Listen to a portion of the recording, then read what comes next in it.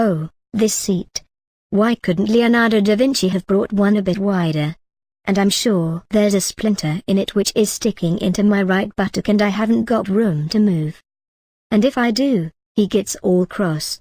I know he's under pressure and the brat Michelangelo has been taunting him about never completing anything. Only yesterday he was outside the window shouting something about finishing up that sour-face told Bat. Leonardo must be doing some animal pictures as well, I suppose, though he hasn't mentioned anything to me about other commissions.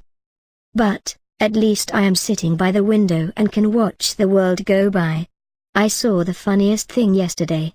There was a band playing in the town square, and the tuba player, I could see him clearly, was trying to fight off a sneeze, but his hands were engaged in playing, so he was wiggling his nose to get rid of it.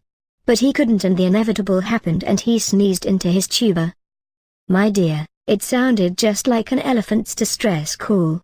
Mrs. Fanasai was driving by in her cart, and her horse jumped, took off and crashed straight into Mr. Andolini's fruit stall.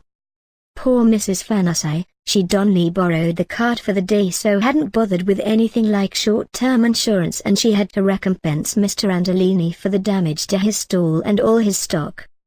She was crying that Mr. Fanasai would have to work overtime for a month to make it up, and she wouldn't hear the end of it for years, since his view on women driving carts is not exactly what you'd call Renaissance thinking.